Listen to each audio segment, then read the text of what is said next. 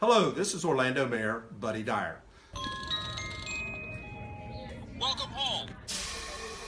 Soar into tower. We are ready for takeoff.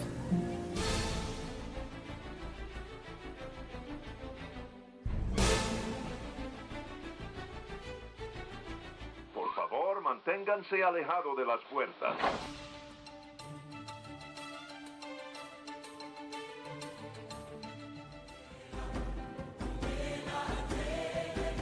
Hey, it's Amy from DVC Clubhouse. Hey Clubbers, it's Scott from DVC Clubhouse. Hey, it's Kathleen from DVC Clubhouse. Welcome aboard. It's Phil from DVC Clubhouse.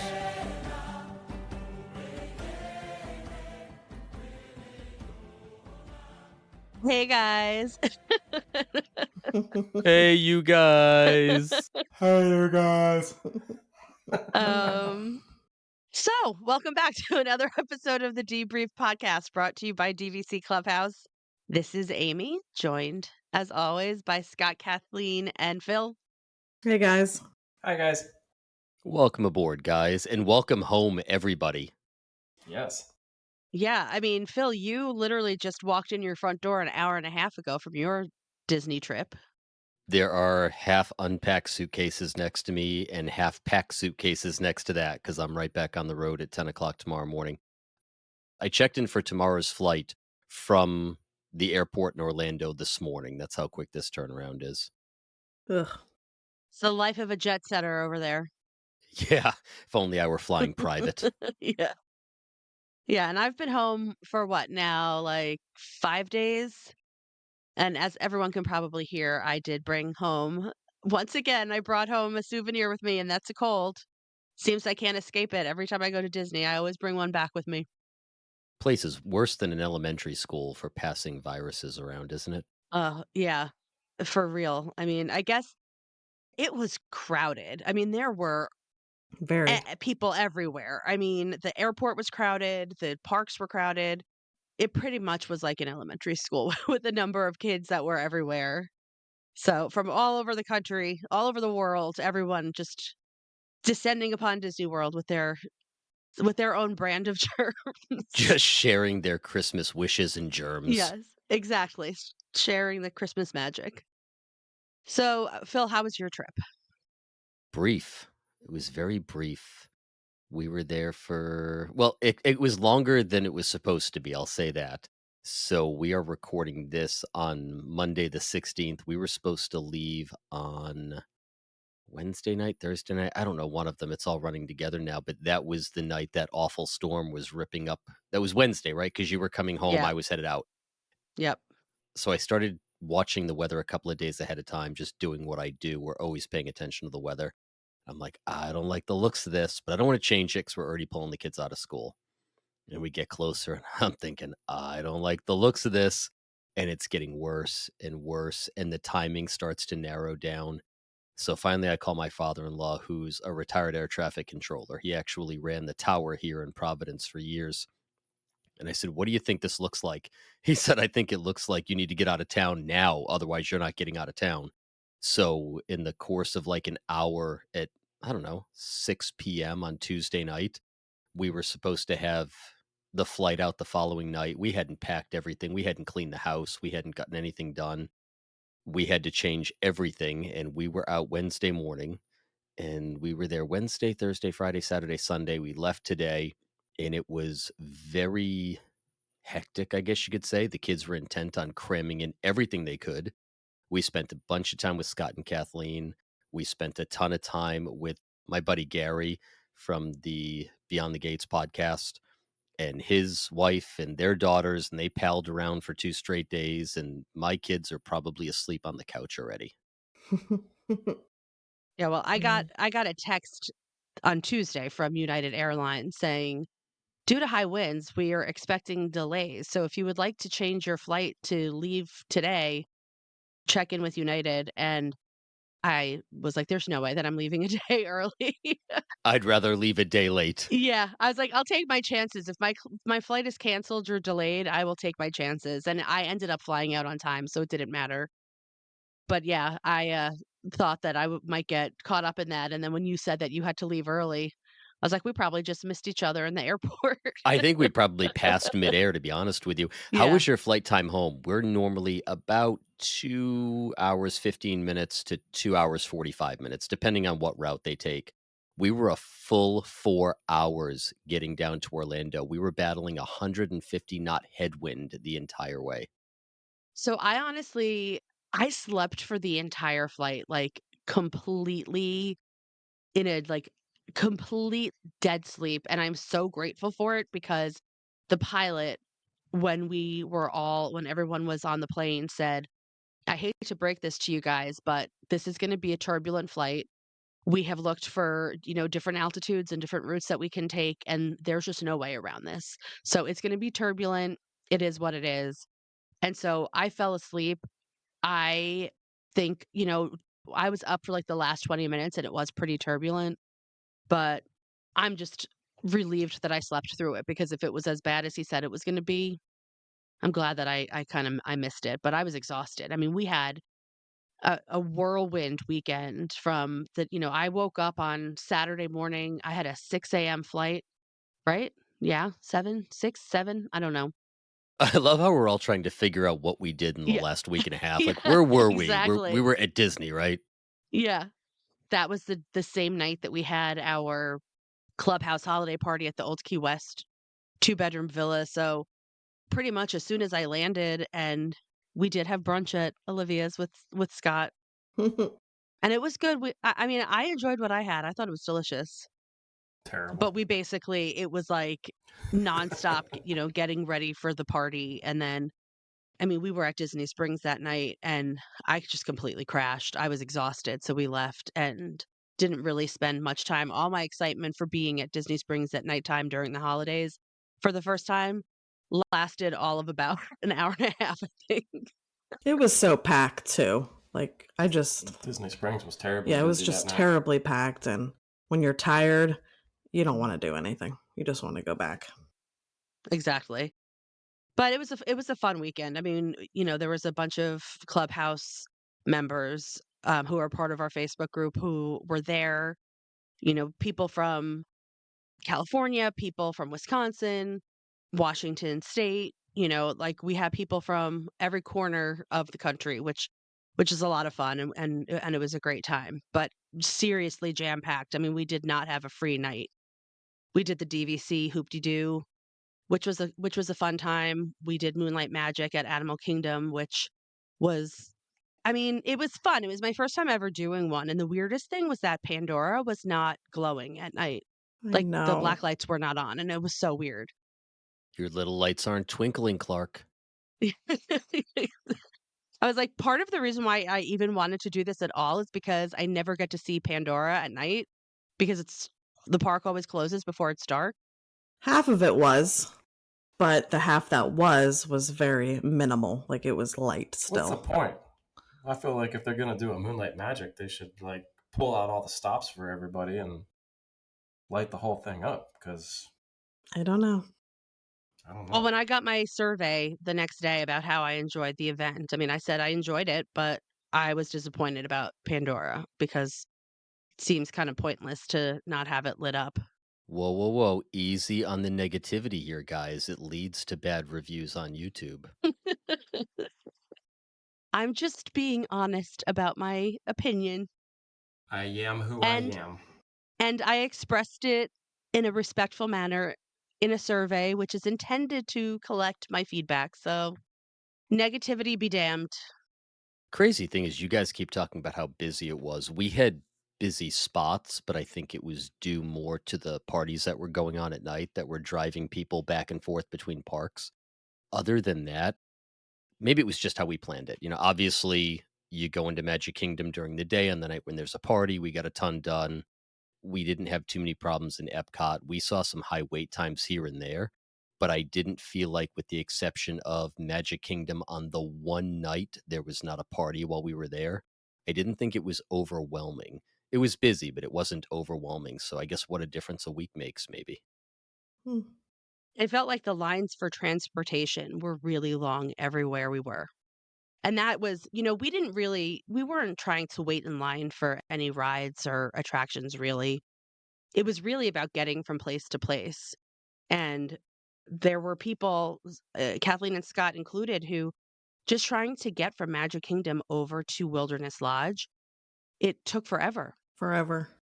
The lines for the boats were really long, and it just seemed like there were a lot of people trying to get places. And I think that probably yes, because there were parties happening and people were trying to get to the parties or get out of the parks because the parks were closing. But I think that when you're there during the holidays, there's just so much to do and see. So people, maybe there's just more movement. I don't know. But I mean, you were there and you didn't experience that. So maybe it was just the week that we were there. Yeah, I mean, it also could be the fact that you guys were kind of driven by a schedule you had to keep. So maybe you were in places at times that were crowded, where I think we've gone so many times during December. We've gotten a little savvy about where not to be and when not to be and how to deal with that. We would leave at certain times. We would make sure we weren't in the throngs. So it's entirely possible if it's transportation based that we just managed to work around that because we've learned how to plan that way. Yeah, I mean, we cut Grand Floridian out of our schedule We didn't go either. because we were, I mean, based on what the wait times were for boats and transportation, we were like, we just don't even want to deal with it because Grand Floridian is like the most crowded resort during the holidays. So we're like, let's just forget it. We sat at a lakeside table for a while, just relaxing with Cindy and Joe from the group. And it was a much more pleasant way to spend the afternoon than trying to fight our way over to Grand Floridian. It's funny you say that. We skipped Grand Floridian and the kids were a little disappointed. We were at Polynesian the entire time. We did not go over to Grand Floridian. The reason being that walking path now takes you out to the street instead of a walking path. We said, well, we can get to Grand Floridian in 5 minutes. It's going to be 90 minutes once we're done seeing the gingerbread house to get back because now you've got to get from Grand Floridian all the way around the loop. In the pictures I was seeing, the posts, people were waiting 3, 4, 5 monorails go by before they can get on board. The line was wrapped around that deck, and we just weren't willing to deal with that. So, yeah, we skipped it altogether for that reason. Yeah, that was something that we we just were not willing to commit to. So, but overall, it was fun. I mean, I think that I don't think that I necessarily like got to see all of the things that I wanted to see while we were there, just because we made some last minute changes to the schedule due to crowds and whatnot. But it was still it was a fun weekend.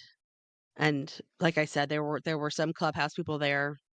It's always nice that people take time out of their schedule. We had some people come to the party that were local who brought food, and people who weren't local who brought food, and it was just like it was kind of like just like a nice way to gather and have fun with people from the group. And honestly, no matter what you think about Old Key West in terms of like the resort overall, that two-bedroom villa was the perfect venue for the number of people that we had.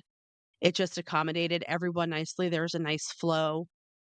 I loved it. It was fun to decorate it, and it was a lot of fun. Scott loved it. He won't admit it, but he loved it. It was cute because we decorated it cute.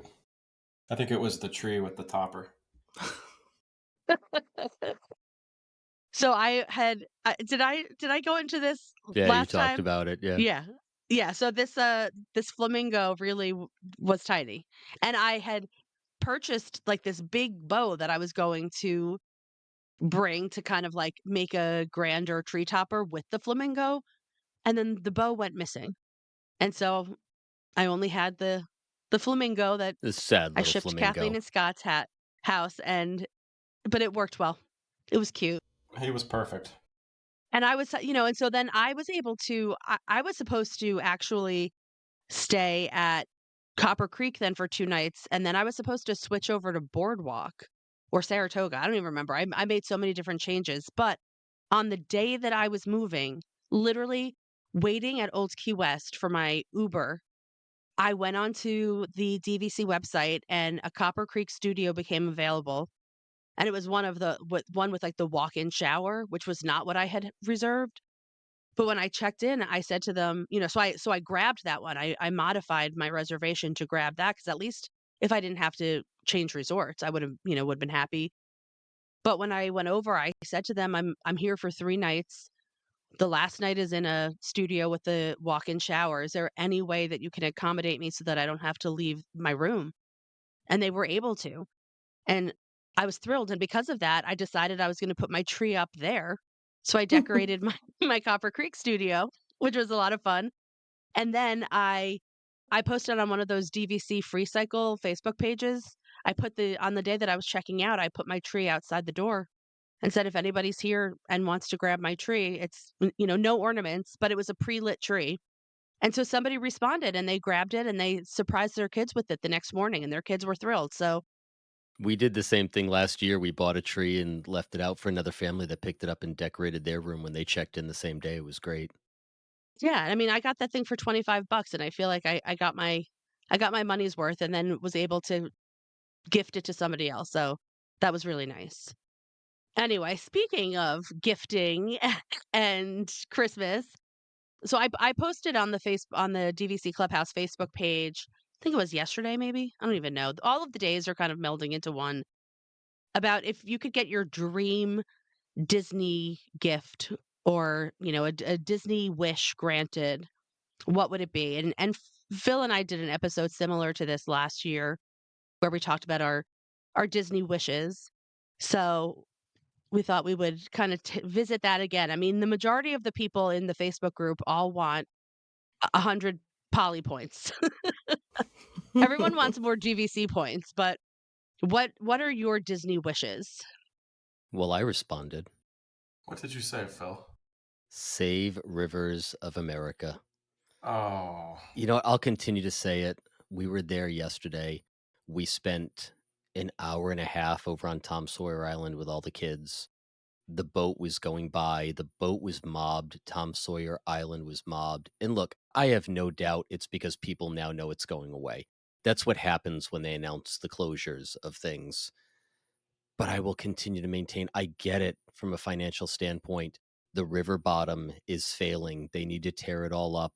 They need to do something with it. It doesn't serve any real purpose for eating people or generating revenue or giving an attraction that is bright and flashy.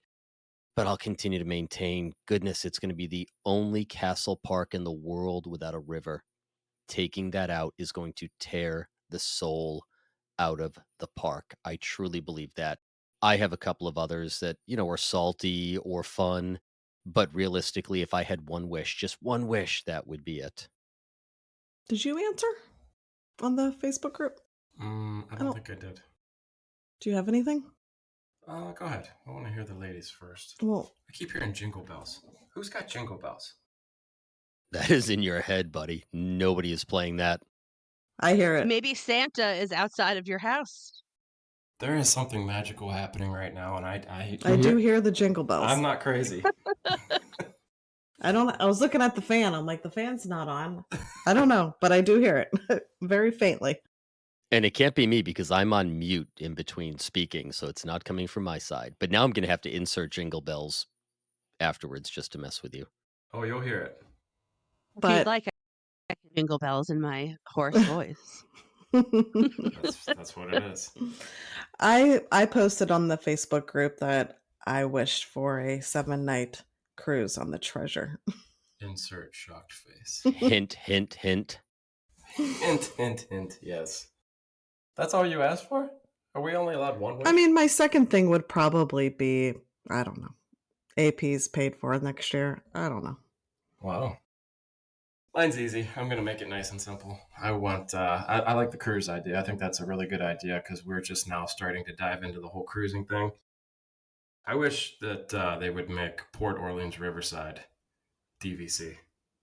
I wish they would just kind of start experimenting with the whole moderates a little bit more, like maybe trying to transform some of the rooms into DVC villas. I would argue they already have. Yeah, if they did that with my beloved Port Orleans, I don't know. That would be a nice Christmas wish, and I would buy some more points. So, Riveting. I mean, kind of in the same spirit as you, Phil, my wish is that Jelly Rolls does not close. And, the rumors now are that it is closing, but it's not closing in January. but that it will be closing at some point in 2025. And I have to tell you, I mean, Kathleen and Scott were there for a bit too. Unfortunately, Scott had to work the next day, so they couldn't stay quite as late. I stayed until it closed because I was like, if this place is closing, I am spending every last minute here. And so I stayed until it closed, and it was so much fun. That place was packed. The energy was high. I mean, the entertainers were just on fire. I think they were like just really feeding off of the energy of the crowd. And it was a blast. And I mean, I just kept looking around thinking to myself, how are they closing this place? I mean, it is packed and everyone here is having a blast and singing and dancing and just having fun. And it's the only place that's open late on property. And so I mean, my wish, I want nothing more to than to be able to go there with my kids.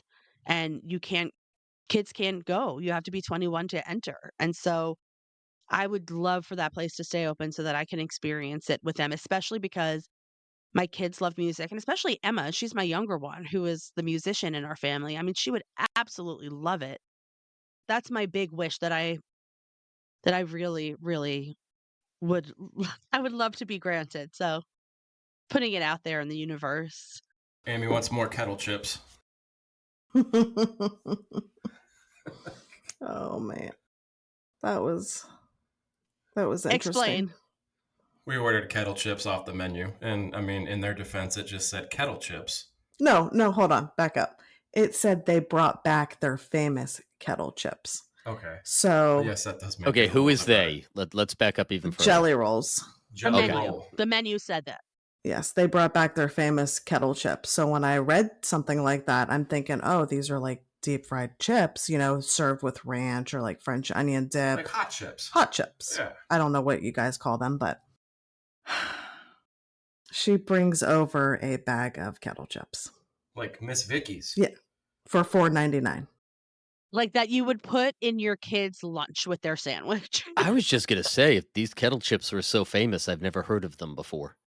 And she put them down with a smile on her face.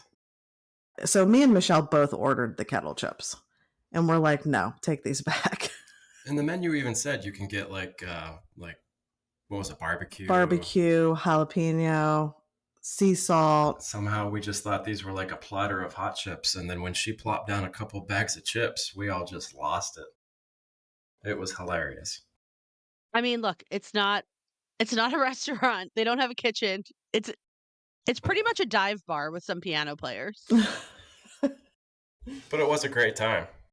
Yeah, and the drinks are not great. Like they don't have a great. They probably have one of like the worst cocktail menus at Disney. But you're not going for fancy drinks or for food there. You're going for that's like a get a beer and sing along type of place.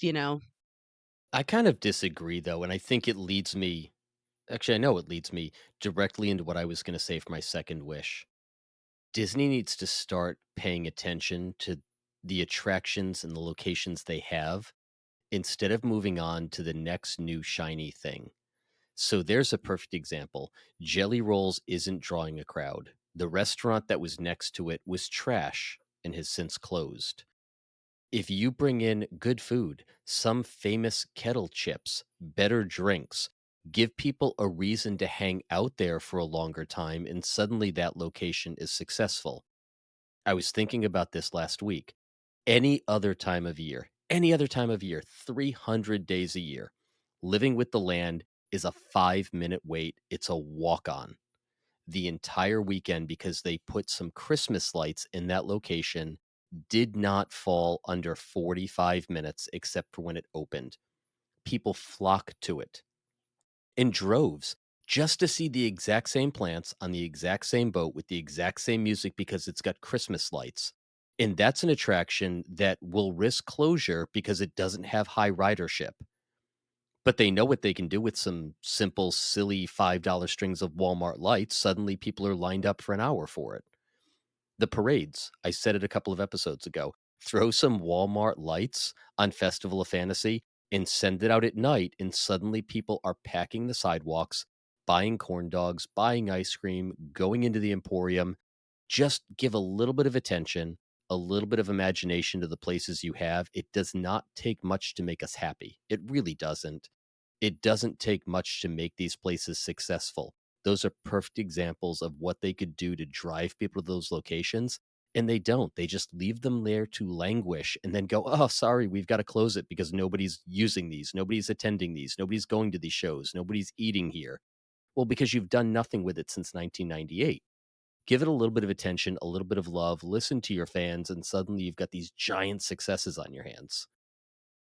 Yeah, I agree with that. And I mean, I think that in the case of Jelly Rolls, they had published that it was like their ugly sweater weekend. They had Christmas decorations up. It was also cast member night, which is why I think it was also so crowded. But yeah, I think that, and I don't know if this is like their attempt at trying to stay open or whatnot, but I do think that the fact that they that they published this. I mean, I told Kathleen, I saw on their Instagram, they are having a New Year's Eve party. And you could pay $350 for a table of 4. And that would include, so that would be your admission. It would be your guaranteed table for 4 people. And I think it included like some sort of drink package. And it sold out. I saw them publish it and I said to Kathleen, like, oh, if I lived down here, that's definitely something I would consider doing for New Year's Eve. And then when I went back to the Instagram post because I wanted to just check it out and see what it included again, and it was sold out. So I mean, people want to go there, and maybe like to your point, Phil, like the fact that they're putting some thought and doing some things.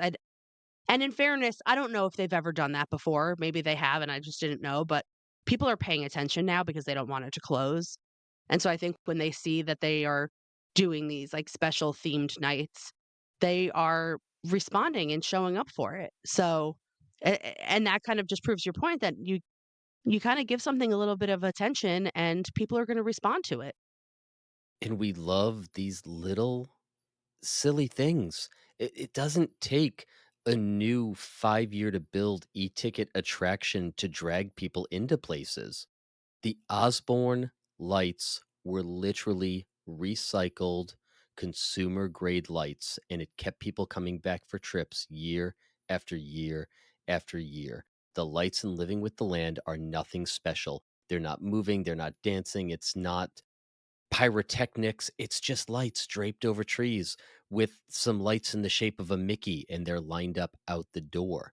Just a little bit of imagination and attention, I think, could breathe new life into places that are otherwise completely underwhelming right now. I agree with that. In terms of another wish that I have, and this is more like just focused on what I want to do, is I'm actually really looking forward to after having just stayed at Wilderness Lodge, I'm really looking forward to seeing Lakeshore Lodge come to fruition because it looks really just the location. I'm not even talking about anything that they've put out in terms of concept art. It really looks amazing. And so I do really like one of my wishes is that Bay Lake really does become kind of like the third unofficial neighborhood where we have Seven Seas Lagoon, we have Crescent Lake, and then if you have this boat transportation that'll connect to this loop where you have really easy access to different restaurants and amenities at the different resorts. I really I'm looking forward to them releasing some like more some new concept art because I don't think that they've released anything new, right? Isn't it just all recycled from when it was Yeah, just the Reflections that recycled people are concept drawings. That's a yeah. great point. I was kind of meh about that, but I never thought about it as a third neighborhood, so to speak. That's really cool. I like that idea.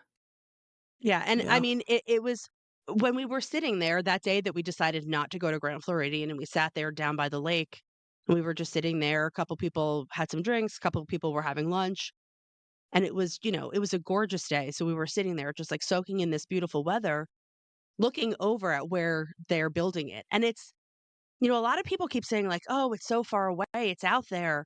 it really is not that far. It was very close. It's the old river country location. It's right there. Yeah. And I think like in people's minds it's farther than it actually is. But it was, I mean, we could literally hear the trucks and the beeping from the trucks and the whatever they were digging. Like you could hear it pretty Mm-hmm. clearly. That's how close it is. And so if there's even like once you walk down past the Copper Creek cabins, the ones that are on the Boulder Ridge side versus the ones that are on like closer to the monorail, there is a path over there that is like fenced off. If they make that a path that you can walk over there too, so like you don't just have to rely on boat transportation, like I really think that it's going to be a really nice kind of natural like progression from Wilderness Lodge over to Lakeshore Lodge. Just a continuity kind of in theme, maybe a little bit different because we're talking now a little bit more lake centric versus like woods and national park, you know? That path exists, you know. Absent the construction, that path actually exists. There are plenty of YouTube videos of people walking that path between them. It's there. Yeah. And so, I mean, it just feels as though like this is going to be a whole new section of Disney World that is going to kind of have its own like little personality the way that the other areas do. And so, Darn it, you've got me excited now. You really do. This has totally changed the way I've looked at that construction. I'm not joking. I went from kind of just like, okay, I don't dislike it, but I'm not in love with it. I'm really excited by this concept now. That makes perfect Mm-hmm. sense. I didn't know about the path. That would be amazing if you could walk. you know, and I'm just hoping that at some point in 2025 we get some concept art that's updated that will kind of like drive excitement around because it's not just a DVC resort. It's a whole resort that they're building that's going to have a DVC section. So I just think that there is like a lot of opportunity here because I'm sure there's going to be new restaurants. There's going to be like, you know, new pools, not accessible probably to anybody but the people staying there, but still it just, you know, it's going to be a whole new whole vibe over there. And I'm looking forward to it because like I said, when we were sitting there looking out over there, I was like closing my eyes and imagining that I could see this hotel from Wilderness Lodge and vice versa, being over at that hotel and being able to look out and see Wilderness Lodge.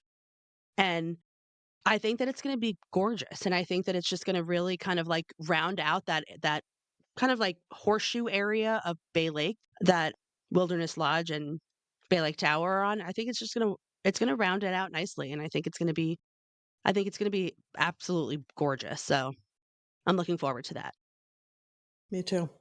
I only have one more really at the top of my mind. Scott, Kathleen, what else do you guys have? That was all really I could come up with. Just rivers or Port Orleans. yeah, maybe. that's it. I wish. That's it. Yep, that's all I got. Yeah, nothing else. It's Wow. like she's disappointed in him. You're a failure. Wow.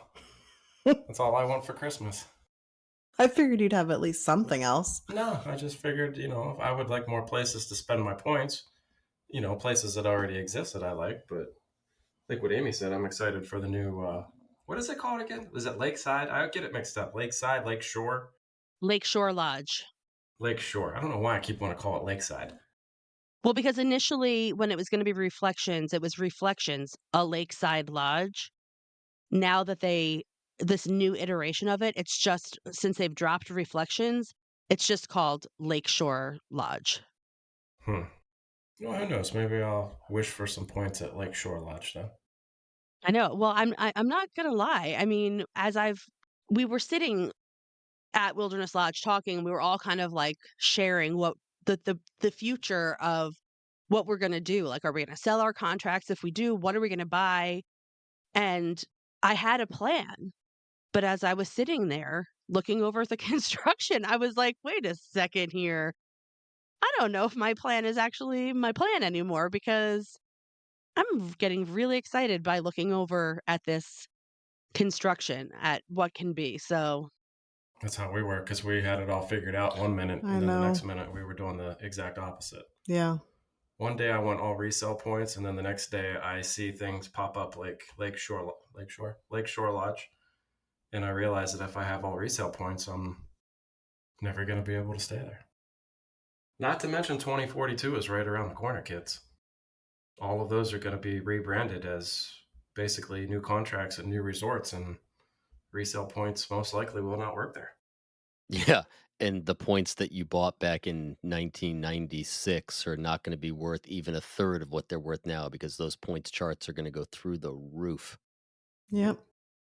Yeah. And, and I think that something like Lakeshore Lodge, and maybe I'll come to eat my words because we have been seeing that points charts are just exorbitant based on, what we're seeing at the new Poly Tower, which is understandable because of the view, but even, Riviera, that points chart is so high.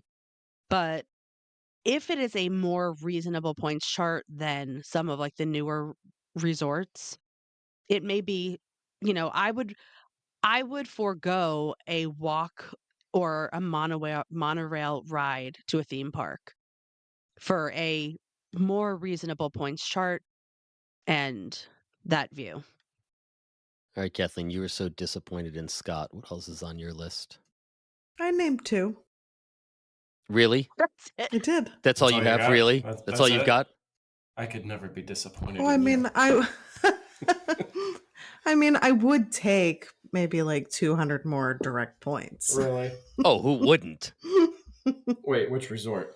I don't care. Oh, okay. Doesn't I matter. pick it. Guys, I was not an hour out of the preview center for Polynesian at Saratoga before my guide was on the phone. Hey, I see you checked in to look at the new one Yeah. bedroom. Could I interest you in some more points at Polynesian? She was on it. They definitely are. Did you say yes? No, I'm still torn about this. We stayed at Poly and we were looking across at that tower, which is opening tomorrow, by the way, at the Mm-hmm. time of recording. And we are so excited to be there in May.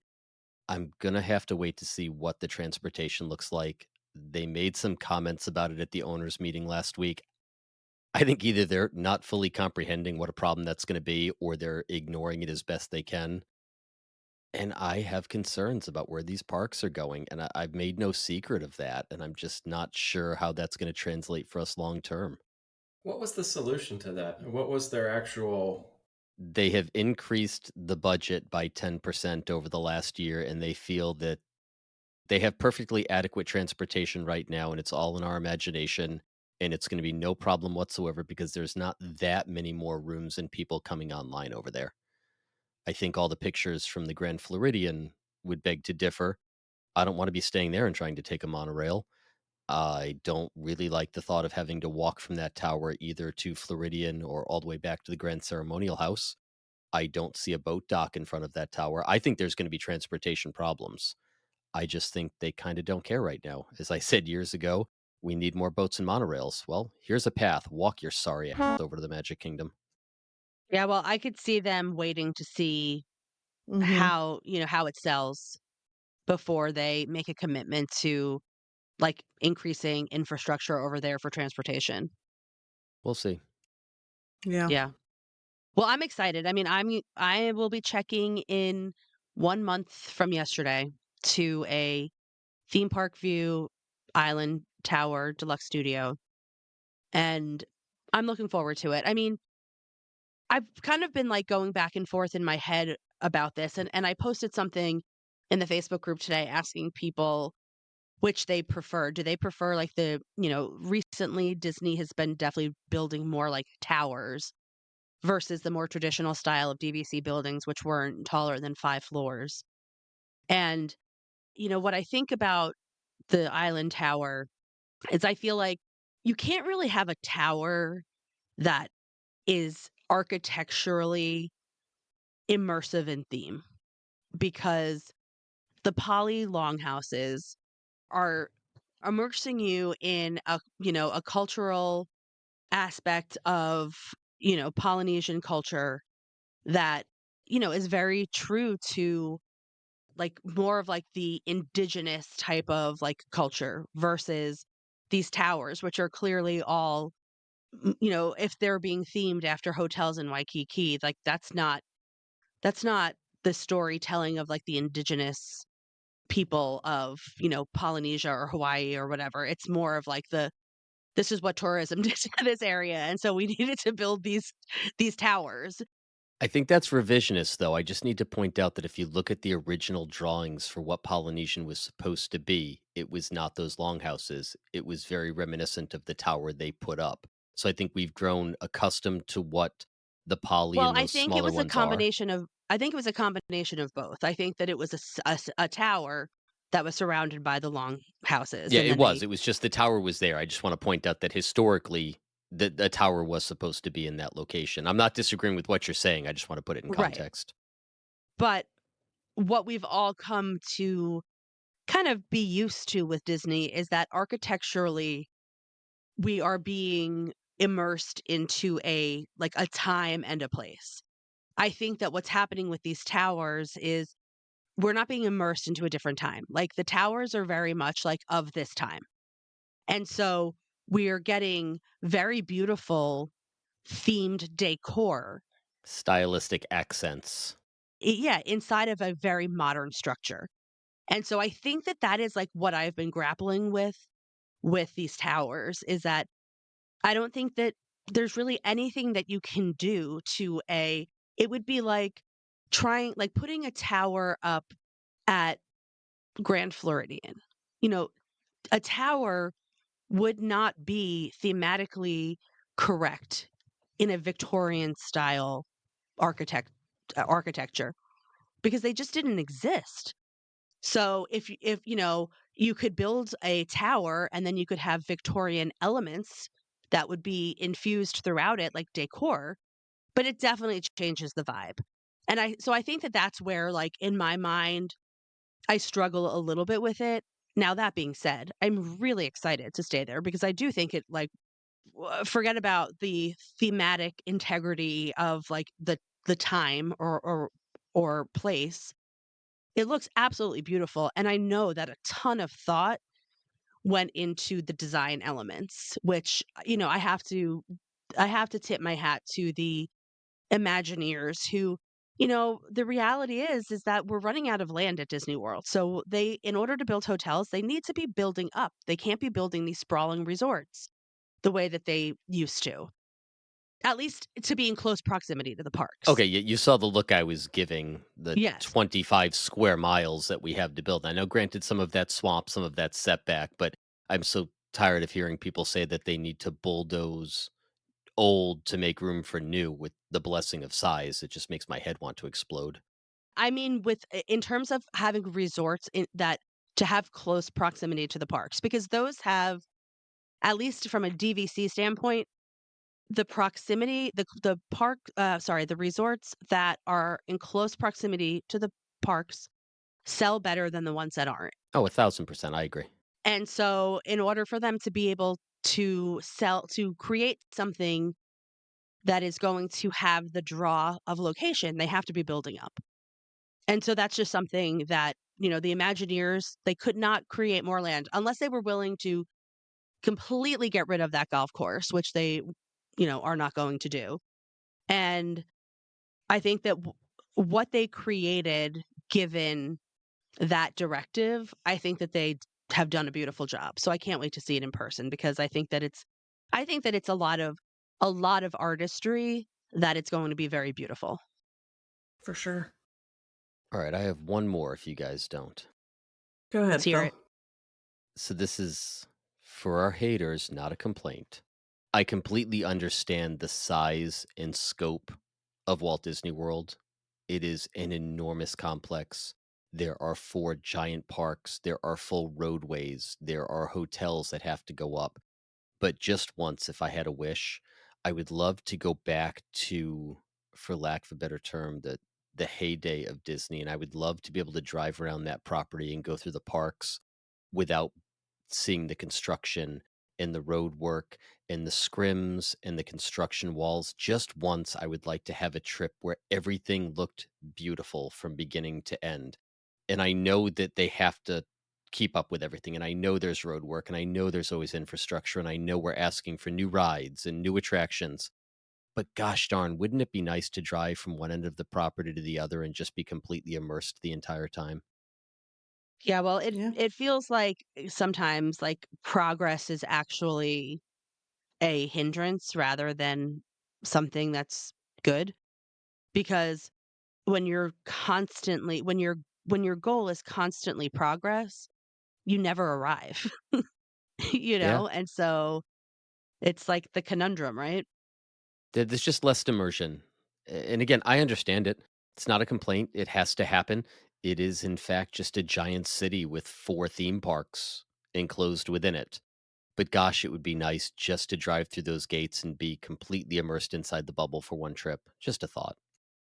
I don't disagree with that. And you know, I actually was noticing recently that I feel like Disney used to kind of do a better job at hiding construction too. Oh, they don't even try anymore. There are Yeah. workmen hanging off the sides of buildings as you're coming out of a ride. There's Yeah. jackhammering going on the other side. They don't even try anymore. Yeah, I mean, I feel like those, like, pardon our dust or pardon our pixie dust and those signs with, like, Donald with the wet paint, like, those don't even exist anymore. It's just You want something new, cranes and suck it up. This is what it is. yeah, I mean, exactly. for how long did we take the monorail around Epcot to look down to Diggerland? There's like Right, 5 right, years of just looking down right. into a construction zone from the monorail. Yeah, the fir when Space 220 first opened and, you know, you take that elevator that's supposed to go up and and you're looking down at Epcot, but it's like it was the Epcot that was not yet complete. I was like, "Huh, this is not a very realistic depiction here of what Of what would actually be out the Epcot looks like windows. from space." Yeah. All right, guys. Do you have any others before we close it down? We're rolling up just past 45 minutes here, and I know we were all trying to get to bed after a couple of long weeks. Nope, you just had your one, right? Just one. Try not to Okay. be disappointed. But one with a whole lot of hope behind it. It was a big one, all right? All right, guys. Well, this is going to come out the Monday before Christmas. So, whatever you celebrate, however you celebrate, truly, I mean, my wish is that all of you have a lovely holiday, a lovely time with your family, and that you enjoy everything that the season brings. Guys, Well, and I prematurely wished everyone happy holidays last week in last week's episode. So I will now wish you it in a more timely fashion. Happy holidays. And I echo exactly what Phil said. I hope you all have a wonderful holiday. May all of your Disney wishes come true. Agreed. Aw. I think I did that last week too. I prematurely wished everybody a happy holidays. But yes, to all of our clubbers out there, happy holidays too. And another wish would be if you'd like to come over and join us on the Facebook group, you can find us at DVC Clubhouse, follow us on TikTok, Instagram, YouTube. And until next time, we'll DVC you real soon. Bye, guys. Bye, guys. see you guys. And so our journey comes to an end. Oh, no, please, can't we go back to page 1 and do it all over again? Started this thing together, and that's how we'll finish it. Because that, my friends, is where the magic lives.